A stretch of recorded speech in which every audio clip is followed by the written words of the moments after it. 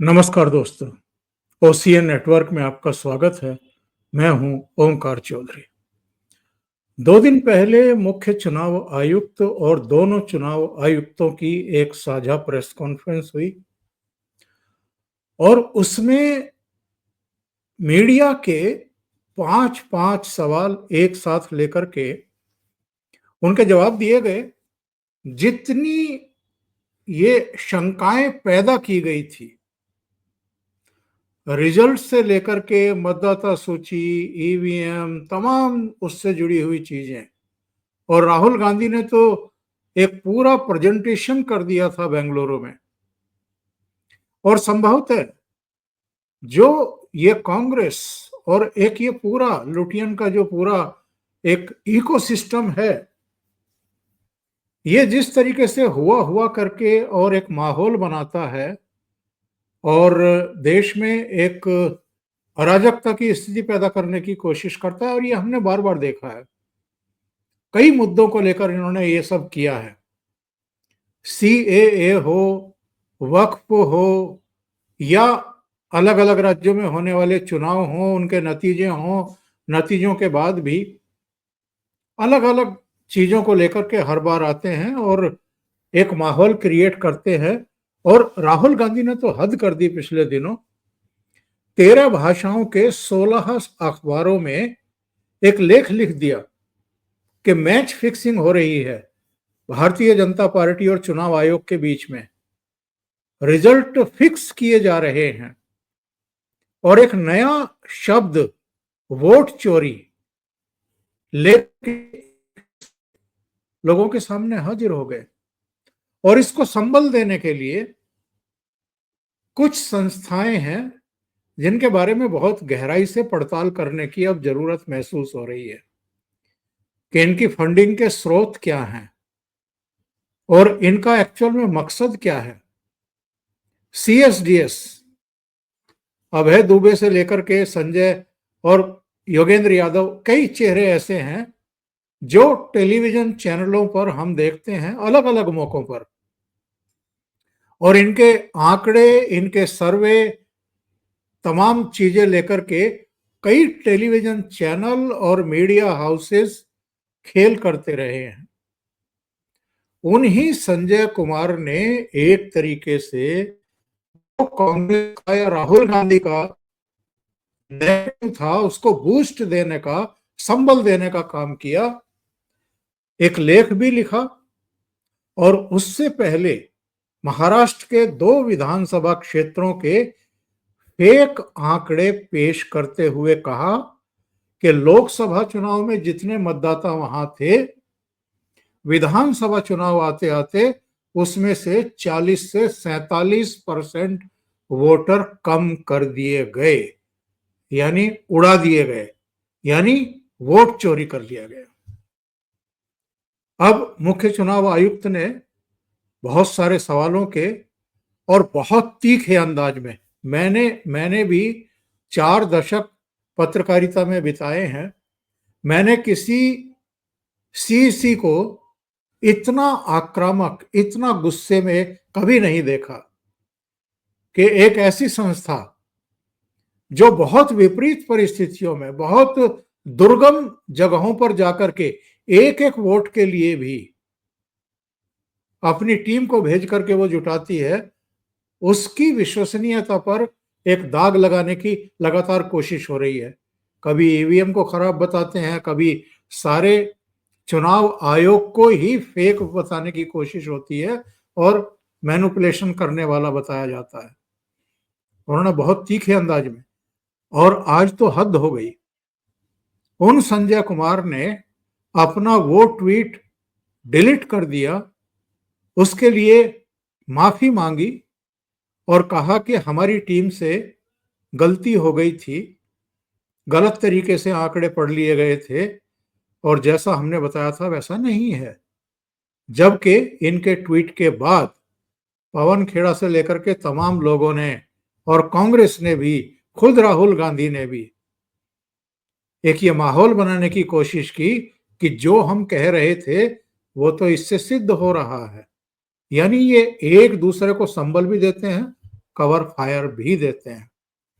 इसी पर आज चर्चा करने के लिए मेरे साथ बहुत ही जानकार और वरिष्ठ पत्रकार, जिन्होंने बहुत सारे चुनाव कवर किए हैं, लोकसभा के भी, अलग-अलग राज्य विधानसभाओं के भी, धीरेन्द्र पुंडीर जुड़ रहे हैं।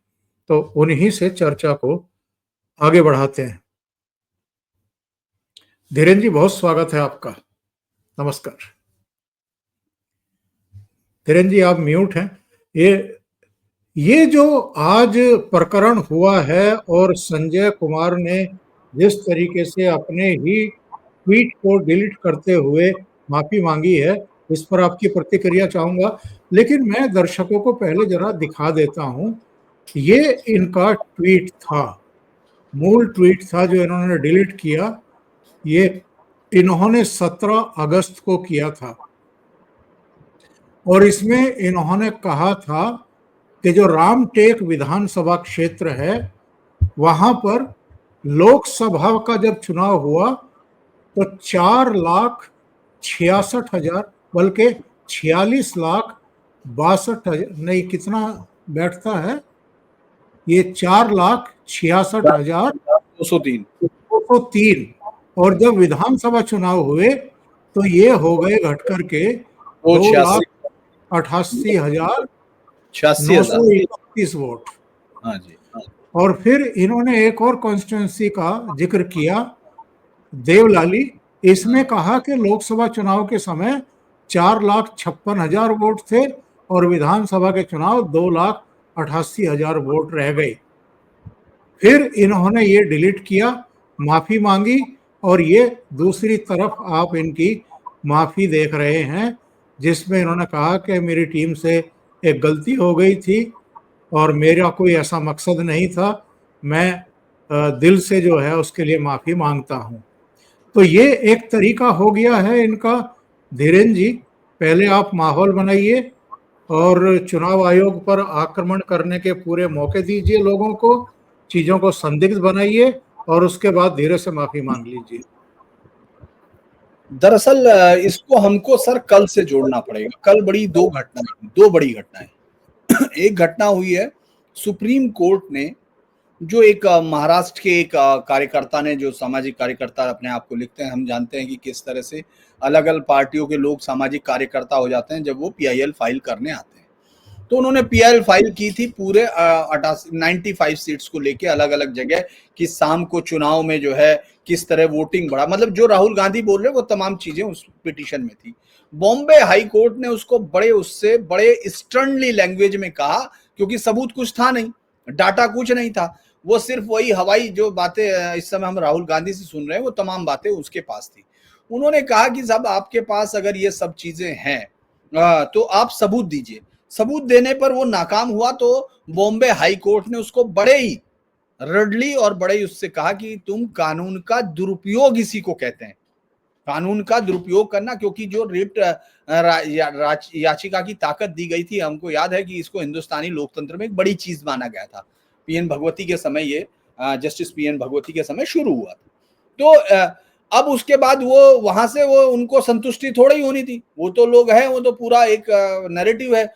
वो सुप्रीम कोर्ट आए, सुप्रीम कोर्ट में कल बड़ा इंटरेस्टिंग सा फैसला हुआ। सुप्रीम कोर्ट ने बड़े सीधे शब्दों में कहा कि ये जो फर्जी वोटिंग गड़बड़ियों पे दायर याचिका है, ये एकदम वही है। हाई कोर्ट के आदेश में हमको कोई खामी नजर नहीं आ रही है। हाई कोर्ट ने सही ढंग से मामले की विवेचना की और उचित निष्कर्ष निकाला। निष्कर्ष बॉम्बे हाई कोर्ट ने 25 जून को निकाल दिया था। उन्होंने कहा था कानूनी प्रक्रिया का घोर दुरुपयोग। अदालत ने कहा था मुंबई निवासी चेतन चंद्रकांत अहिरे की याचिका में कानूनी योग्यता, सार और अधिकारिता का अभाव है। आप इससे सूझिए, ये अहिरे ने न तो जनप्रतिनिधित्व अधिनियम 1951 के तहत चुनाव याचिका दायर की और न ही चुनाव आयोग ईसीआई को कोई पूर्व प्रतिनिधित्व दिया। ये जून में कह दिया गया था। और मजेदार बात यह है कि जब सुप्रीम कोर्ट ने हुआ तो उसने कहा इसमें कोई चेंज नहीं करना चाहते।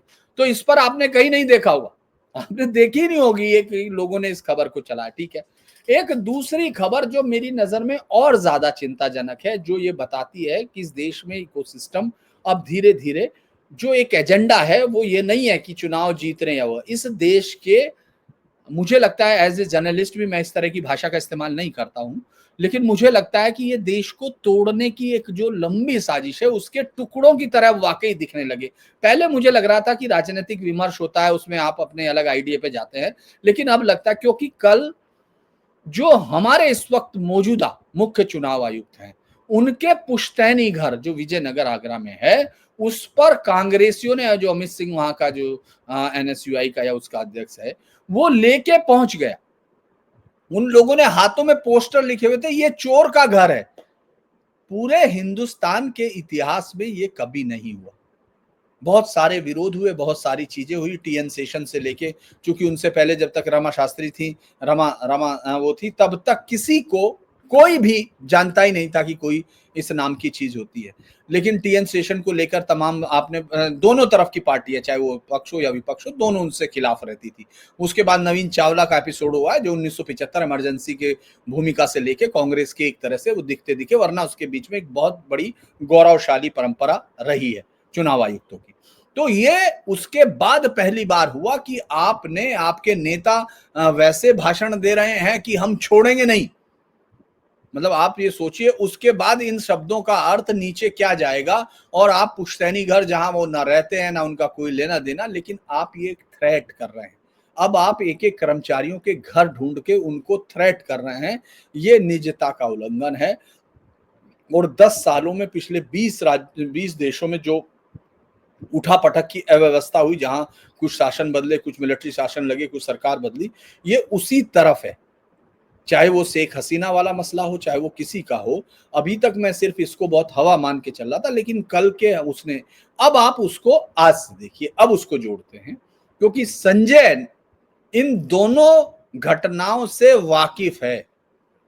संजय कुमार ये कहना चाह रहे हैं कि वो वैसे तो कविताएं लिखते हैं, लेकिन उनको एबीसीडी नहीं आती है। उनकी किताबें दुनिया के जर्नल में पोएम्स की छपी हुई हैं, लेकिन वो अगर ये कहें कि मुझे एबीसीडी नहीं आती, तो आप उस पर यकीन कर सकते हैं। लेकिन संजय कुमार, जो अपने आप को रिसर्चर, सीएसडीएस का इस समय डायरेक्टर, और जो योग्य चेले हैं, वो अगर अमित मालवीय के शब्दों में मैं कहूं, योगेंद्र यादव के और अभय कुमार दुबे के गहरे मित्र और उनके समकक्ष सखा, उनका ये कहना कि वो 2 लाइनों में अंतर कर दे। क्योंकि देखिए, एक देवलाली और जो दूसरी सीट, माफ कीजिए, रामटेक। रामटेक बड़ी इंटरेस्टिंग जगह है सर। रामटेक वो जगह है जहां भगवान राम ने एक कसम खाई थी कि मैं दैत्यों का, असुरों का विनाश करूंगा, है ना, वो वही, उसीलिए रामटेक, राम की प्रतिज्ञा, वो जगह है। तो मुझे लगता है उन्होंने जब रामटेक का नाम लिया तो उसमें उनको लगा कि राम जी को कि ये ठीक नहीं है, तो उन्होंने उनका मामला जो है गड़बड़ा दिया। लोगों को पता चल गया, उनको ये पता चल गया कि सुप्रीम कोर्ट इस झूठ को स्वीकार नहीं कर रहा है, तो उन्होंने ये ट्वीट डिलीट किया। वरना ये इंटेंशनली 17 तारीख को डाला गया था। रामटेक और हिंगोली, वो माफ कीजिएगा, रामटेक और देवलाली में 37 से 40% कम हुए। और आप ये सोचिए, सेम पैरेलल में 2 सीटें हिंगना और नासिक वेस्ट है, जिसमें इतने ही परसेंटेज उन्होंने बढ़ा दिए। तो अगर ये मान लिया जाए कि उनकी टीम से एक डाटा, एक ही तो पढ़ने में कमी होगी, ये दोनों तो शार्पली अलग है। तो ये एक इंटेंशनली किया गया काम था, चूंकि राहुल गांधी को वो ये जो ट्रैक्शन है वो मिल नहीं रहा था। चूंकि महाराष्ट्र चुनाव को लेके कंप्लीटली एक डिटेल्ड आंसर आज भी चुनाव आयोग की साइट पर पड़ा है। चुनाव आयोग ने कहा है, सीईसी अगर बोलता है कि एक भी हलफनामा नहीं आया, तो उसका मतलब है एक भी हलफनामा within the time frame, within the according to the constitutionally जो है उस तरह नहीं आया है। सीधे तौर पे बात है, क्योंकि सुप्रीम कोर्ट तो सुन ही रहा है आपको। तो ये जो हुआ है, ये संजय को ये डर हुआ कि ये जिस तरह से सुप्रीम कोर्ट के कैंसिल होने के बाद लोग तो ढूंढेंगे, लोग तो छोड़ते नहीं है। लोग तो आजकल दोनों तरफ से, चाहे आप इधर से नैरेटिव बना रहे हो तो उधर के लोग नहीं छोड़ेंगे, उधर के होंगे तो इधर नहीं छोड़ेंगे। तो ऐसे में तो आप बच नहीं सकते हैं। तो लिहाजा उन्होंने एक सायास साजिशन ये डिलीट किया, और डिलीट करके माफी मांग के उन्होंने अपने आप को पाक साफ दिखाने की कोशिश की। जबकि उनके नाम पर कल 18 अगस्त को पवन खेड़ा जो सीधे जिनके पास ये क्षमता आ चुकी है कि वो आंख देख के किताब पढ़ लेते हैं अंदर बिना किताब का पन्ना खोले, उन्होंने इस पर बाकायदा पूरा एक लंबा ज्ञान छापा। फिर बहुत सारे लोगों ने डिफेंस करना शुरू किया। दरअसल ये देश कमी नहीं है, वो लोग ये समझ नहीं रहे हैं कि इन झूठ जाने वाली इन सभ्यताओं में जब विश्वास टूट जाता है संस्थाओं से, जी ये नीचे जो है वो नीचे कम होने वाला है और ऊपर उनको बढ़ने वाला दिया। तो देखिए ये पवन खेड़ा का ट्वीट आपने कर दिया, ये देखिए इसने ये सीधे तौर पर, आप ये सोचिए, मैं सोच के हैरान हूं कि वो जिसको अभी टिकट नहीं मिला, वो प्रवक्ता जिनके दूध के दांत अभी टूटे नहीं होंगे, वो राजनीति में वो आके कह रहे हैं कि प्रधानमंत्री वोट चोर है। अभय कुमार दुबे को मैं एक उस पर सुन रहा था, वो आजकल यूट्यूब पर बहुत जाता है, उसने कहा कि हाँ ये देखिए आप एक एक चीज दिखा रहे हैं। उसने कल, मैं उसको सुन के मैं वैसे ही बड़ा क्षुब्ध हुआ कि देखिए देश के, चलिए नेता प्रतिपक्ष क्या कह रहा है वो तो सुन लिया मैंने, लेकिन आप एक पत्रकार होने का दावा कर रहे हैं, फिलहाल तो वैसे तो नहीं है, लेकिन फिर भी आप दावा कर रहे हैं तो मान लिया जाए। आपने ये सोचा नहीं कि आप ये कह रहे हो कि हाँ ये जो है, उन्होंने कहा कि मोदी जो है अपने जीवन का रिटायरमेंट जो है जेलों में जाने से बचने के लिए काटेगा, वो अमेरिका से लेके अलग अलग जगह मुकदमे। ये कल लैंग्वेज थी अभय कुमार दुबे की, जिसको मैं हैरान होता हूं कि इस तरह के लोग, चूंकि वो सिर्फ चूंकि घृणा में भरे हुए, नफरत से भरे हुए लोग जो प्रधानमंत्री पद की गरिमा तो छोड़ दीजिए, वो जो है इस देश के कॉन्स्टिट्यूशन में यकीन नहीं करते हैं। क्या ये लोग धीरेन्द्र जी टेलीविजन चैनलों के स्टूडियो में बैठाने के लायक भी हैं?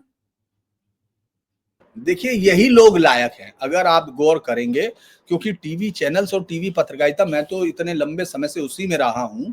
आप ये सोचिए कि एक ही समय पे ये CSDS एक कहीं कुछ और दिखा रहा है, दूसरा कोई और दिखा रहा।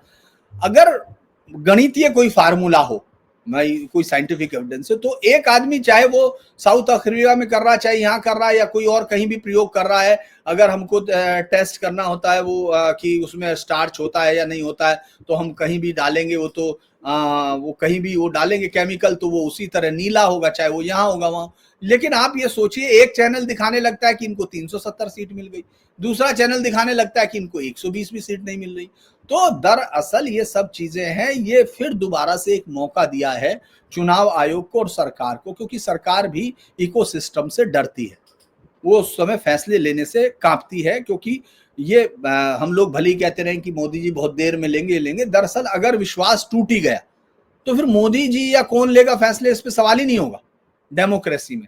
दरअसल अब समय आया है कि सरकार को इन तमाम संगठनों के बारे में, सबके ऑन स्क्रीन पर जिनसे फंड आ रहा है वो होना चाहिए, साथ ही साथ जो डाटा ये लोग इकट्ठा करते हैं उसके। अब आप सोचिए, कल एक बड़ा वो इन्होंने एक वो भी सर्वे भी कराया था, कल आप वो सर्वे का भी शायद जिक्र करते, 6 राज्यों में आप 3000 लोगों से 30 जिलों में, और आप बता रहे हैं कि चुनाव आयोग। मैंने एक दिन आप इसी शो में हम लोग बैठे थे, तो मैंने कहा था कि इस देश में जनता जो है न्यायालय, संसद और चुनाव आयोग टूटी सहित लेकिन आस्था रखती है, अभी इनसे गवर्न होती है, वो नाराज होती है, सवाल खड़े करती है, लेकिन आस्था रखती है। ये लोग उसको जड़ से काट देना चाहते हैं। इन लोगों को मालूम है कि उसको काटने के लिए सबसे पहले लोगों का विश्वास तोड़ना होगा। आप जीत नहीं रहे हैं। अच्छा आप ये सोचिए कि जब सुप्रीम कोर्ट ने कल वो याचिका खारिज कर दी, तो यदि आप वाकई संविधान की बात करने वाले आदमी होते या आपको पता होता कि संविधान क्या है, तो आप उसको अपने भाषणों में ना लेते, आप उसको अपने भाषणों में ये ना कहते कि महाराष्ट्र में हमसे चोरी कर लिया। आप लगातार कह रहे हो, तो ये फैसला कौन करेगा भाई? ये समझने की जरूरत है ना, ये फैसला कौन करेगा? अदालत ने कर दिया, सुप्रीम कोर्ट ने कर दिया, उससे पहले हाई कोर्ट ने आपको कर दिया, तो इसके अलावा तो कोई है नहीं। इंटरनेशनल कोर्ट में आप जाना चाहते हैं तो जाइए। इसके अलावा जनता अपना फैसला सुना चुकी। चुनाव आयोग ने अपने आप के पॉइंट दर पॉइंट को रिबटल करके डाला हुआ है अपने चुनाव उस पर।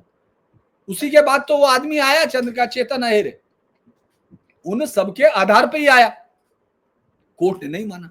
तो इसीलिए ये जो कह रहे हैं, मुझे लगता है आज की डेट में इन लोगों को बैठाने का मतलब नहीं है। और सबसे बड़ी आयरनी ये है कि ये लोग आजादी और अभिव्यक्ति की बात कर रहे हैं, ये तमाम लोग इसलिए बैठाए जाते हैं कि ये अभिव्यक्ति की बात कर रहे हैं। मुझे ये बताइए, जो कोई शख्स ये कह सकता हो स्क्रीन पे गाली नुमा भाषा में कि ये प्रधानमंत्री बुढ़ापे में धक्के खाएगा या अपने आप को बचाएगा, उसको और क्या कहने से रोक रही है सरकार? मेरी समझ में ये नहीं आ रहा। मतलब वो क्या कहना चाहता है जिससे उसका गला दबाया जा रहा है? ये नैरेटिव आपको अपने गांव में भी जाके मिलेगा। आप जाएंगे तो आपको बहुत सारे लोग मिलेंगे कि साहब इंदिरा गांधी के खिलाफ भी बोलते थे लोग, फला के इनके खिलाफ नहीं बोलते। अरे आप बुलवाना क्या चाहते हैं? गालियां तो रोज दे रहे हो। आपसे कौन सी गाली है जो नहीं दी गई? वही मैं कह रहा हूं। तो ये नैरेटिव की वार है जिसमें मुझे लगता है कहीं ना कहीं ये सरकार उस नैरेटिव की वार में कमजोर पड़ती है। वो या तो इकोसिस्टम से डर रही है या वो फैसले लेने से डर रही है, लेकिन ये धीरे धीरे मजबूत। आप देखिए, जब पहली बार आए थे प्रधानमंत्री मोदी 2014 में, तो आपको नीचे से लेके हर तरफ वो एक उल्लास दिख रहा था। उस वक्त पूरे सरकार, याद होगा 8 नवंबर 2016, लाइनों में लगी हुई भीड़ थी, लेकिन उनको यकीन था प्रधानमंत्री पे। इसको फिर आप 2019 में देखिए, सीटें बहुत ज्यादा आई हैं, लेकिन आप उस जो एक मॉरल पावर होती है वो टूटी है।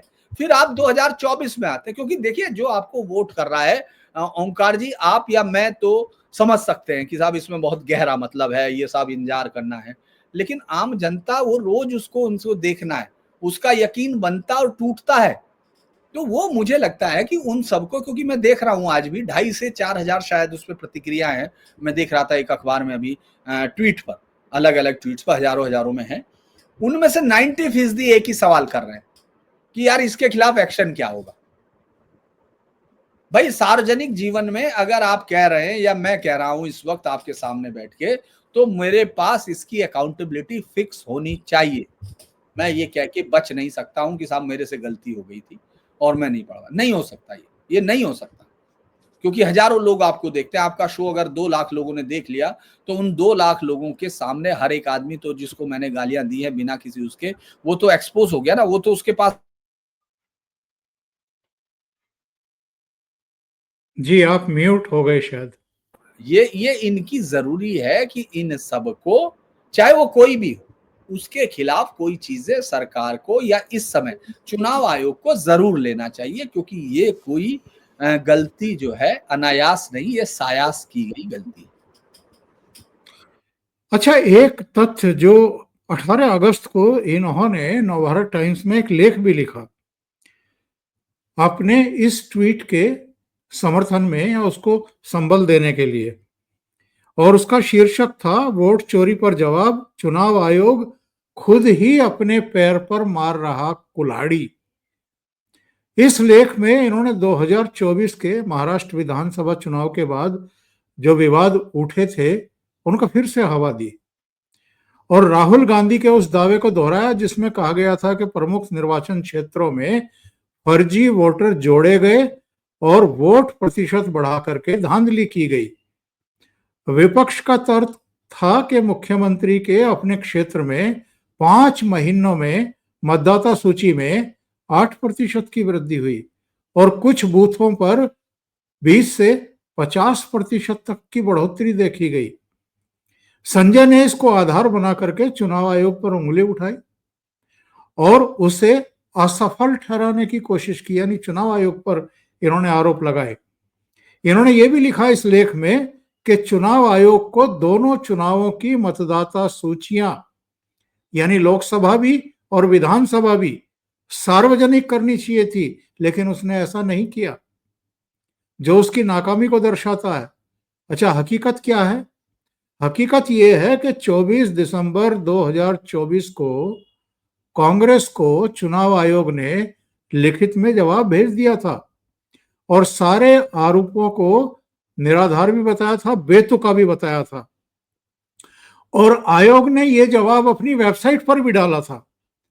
लेकिन संजय कुमार ने आयोग के जवाब को अपने आर्टिकल में नजरअंदाज कर दिया।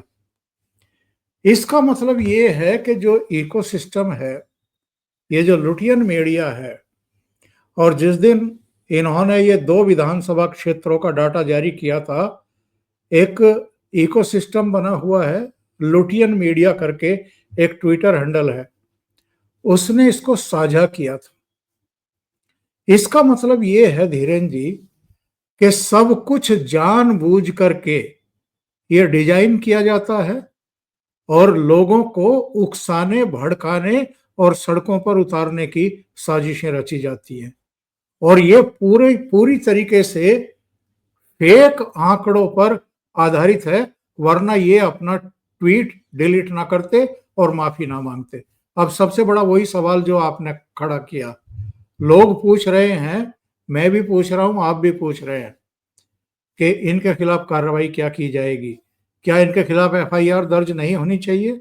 क्या ऐसे लोगों को गिरफ्तार नहीं किया जाना चाहिए जो अशांति फैलाने की कोशिश कर रहे हैं, लोगों को उकसाने और भड़काने की कोशिश कर रहे हैं? कहीं कोई सांप्रदायिक उन्माद होता है, दंगा फसाद होता है किसी ट्वीट पर, किसी फेसबुक पोस्ट पर, तो उस फेसबुक हैंडल वाला नप जाता है, उसके खिलाफ मुकदमा दर्ज हो जाता है। इनके खिलाफ क्यों नहीं? देखिए, सरकार वो उन तमाम जगह पर कमजोर पड़ती है जब उसको लगता है कि ये इनके नैरेटिव, सरकार जानती है ये दुधारी तलवार होता है। ये दुधारी तलवार वाकई होती है, क्योंकि इंदिरा गांधी को जेल ना भेजने की तमाम लोगों की वो याद है सलाह होती, लेकिन चौधरी चरण सिंह इस बात के लिए अड़ गए थे कि उनको इसको जेल भेजना है। वो जेल भी दूसरे कारणों पे गई थी, आपको याद होगा संसद में एक उसके लिए दूसरे मामले पर वो जेल गई, उनको जेल भेजा गया, वो तिहाड़ में रही और वो ये चाह रही थी कि उनको जेल भेजा जाए। ऐसी स्थिति में बड़ा सरकार के लिए फैसला लेना मुझे लगता है मुश्किल होता है।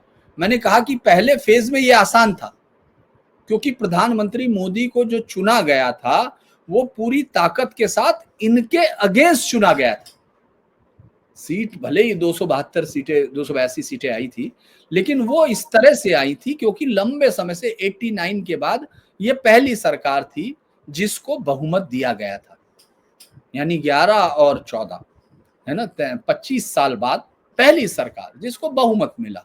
उस वक्त लोगों की हर उम्मीद, वो लाइन में लग सकते थे, सर्दी में खड़े हो सकते थे, बिना पैसे के सोच के देखा देश ने, दुनिया में कोई नहीं सोच सकता ऐसा हो सकता। दो ही देशों में होता, वेनेजुएला में और हमारे यहाँ। वेनेजुएला बर्बाद हो गया, लेकिन हम वापस आए। क्यों? लोगों ने उन कठिनाइयों में भी सरकार पे यकीन रखा।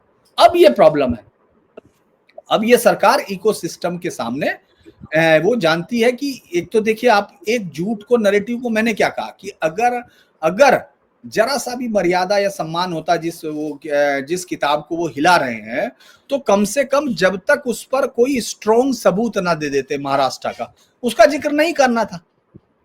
भाई सर, सुप्रीम कोर्ट ने खारिज कर दिया ना, चुनाव आयोग पहले कर चुका, तो अब आपको ऐसे अकाट्य सबूत लाने चाहिए जो रिव्यू हो सके। फिर उसके बाद सवाल आता है कि बिहार में अभी कुछ हुआ ही नहीं है। भाई बिहार में 1 सितंबर तक आप ये कह नहीं सकते ना सर। अगर आप कानून जरा सा भी जानते हैं तो 1 सितंबर तक आप ये नहीं कह सकते कि ये गलतियां हुई हैं, क्योंकि अगर वो 65 लाख लोगों में जो भी हैं वो अपने सवाल उठाते हैं तो वो शामिल हो जाएंगे। दरअसल वहां सिर्फ इतना ज्यादा सवाल उठाने के लिए उठाया जा रहा है, और चूंकि जो जातीय भीड़ है, अगर हम लोग ये सोच के, अभी आपने देखा होगा बहुत सारे ट्विटर में देख रहा हूँ, बहुत सारे यूट्यूबर्स जो हैं जो खास एजेंडे में ही अब लग चुके हैं, जिनके लिए इससे कोई मतलब नहीं उनको सवाल, वो कह रहे हैं कि लोग दीवारों पे खड़े हो रहे हैं, छतों पे चढ़ रहे हैं, पेड़ों पे चढ़ रहे हैं। अगर आप उनका एक भी बार जाके देखेंगे, बल्कि आपके शो में आप एडिट कर पाते हैं और आप डाल पाते हैं, उनको आप डालना चाहिए, दिखाना चाहिए, क्योंकि ये याद होगा, ये जातिवादी लड़ाई अगर आप उनको पैरेलल करके दिखाएं तो अखिलेश यादव का जब 2022 का चुनाव चल रहा था, आप देखिए वो भीड़ कहां थी। आपको याद होगा सरधना में जयंत चौधरी जब उसने इनके साथ सलक्ट, वो अपने आप को अखिलेश यादव के साथ जोड़ा था, उस भीड़ को देख के हम तब भी यही बात कर रहे थे कि देखिए एक सभा में 40-50 हजार की भीड़ बहुत बड़ी भीड़ होती है, जिसको हम लोग 2-2, 3-3 लाख लिखने लगते हैं। याद होगा आपको जब वो मुजफ्फरनगर का गवर्नमेंट इंटर कॉलेज,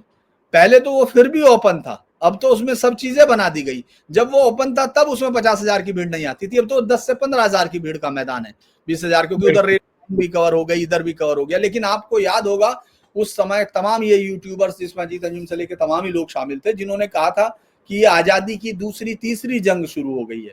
लाखों लोग यहाँ खड़े हो गए। दरअसल झूठ के साथ एक जोड़ देने वाली ताकत है। तो ये जो लोग अभी दिख रहे हैं, जो भीड़ दिख रही है ये जातिवादी भीड़ है जो हर हालत में मिलनी थी। आप इसकी बजाय आप ये कहने लगते कि हम चांद पे प्ले स्टेशन खोलेंगे। मैं आपको ये बिल्कुल दावे के साथ कह सकता हूं कि ये भीड़ उस समय भी इसी तरह नारे लगा रही है। दरअसल इसका इस इशू से कोई लेना देना ही नहीं है। वो तो सिर्फ जातिवाद जो माई समीकरण है या जो भी उनके साथ जाति जुड़ रही होगी, मैं ये नहीं कह रहा सिर्फ मुस्लिम यादव है, जो भी वहां के समीकरण के हिसाब से जाति वहां खड़ी होगी वो वहां खड़े रहेंगे। अगर वो कहेंगे कि जो ये मुर्गा गया था इसके 4 टांग थी, तो मैं आपको शर्त लगा सकता हूं, मैं उस शर्त को हारने के लिए तैयार हूं स्क्रीन पर, कि उनमें से जितने लोग खड़े हैं अगर उनसे इंटरव्यू लिया जाएगा तो वो तमाम लोग कहेंगे हाँ हमने भी देखा मुर्गे की 4 टांग होती। तो ये सवाल ये नहीं कि लोग क्या कह रहे हैं, सवाल ये है कि सही क्या है। जैसे आज योगेंद्र यादव का आर्टिकल है, बहुत बड़ा आर्टिकल उन्होंने लिखा है इंडियन एक्सप्रेस में, और वो सिर्फ वही वाक्य जाल है कि साहब आप समझ नहीं रहे क्या देना चाहते हैं। बीबीसी के यस मिनिस्टर एक उनकी सीरीज का जिक्र करते हुए कह रहे थे कि साहब इन्होंने ये कर दिया और उनको हटा दिया, जोड़ने की बजाय हटाने का नाम। अरे भाई अगर वो हटे हैं या सारी चीजें हैं, एसआईआर के अलावा आपके पास तरीका क्या है? वो खुद ये कह रहे हैं कि साहब पर्टिनेंटली उसमें है, मतलब चुनाव सूची में गड़बड़ है। तो जब ये आपको मालूम है, और आप कल एक चैनल पे बोल रहे थे परसों कि साहब मैंने दुनिया के 2011-12 में संबोधित किया था, पता नहीं कौन सा सन था मुझे याद नहीं आ रहा, कि साहब मैंने बताया था कि तुम भारत के चुनाव आयोग से मुकाबला ही नहीं कर सकते हो। यार तुम खुद ही कह रहे हो कि सूची में निरंतरता है, गलतियां हैं, अभी कह रहे हो उस समय, तो तुम्हारा कुछ पता ही नहीं। तुम्हारे ऐसे सीएसडीएस के तुम महान वो हो विद्यार्थी की जो पंचायत चुनाव में जमानत जब्त करा ले दो, है ना, और दुनिया को बताते हो कि तुम जीतोगे कैसे।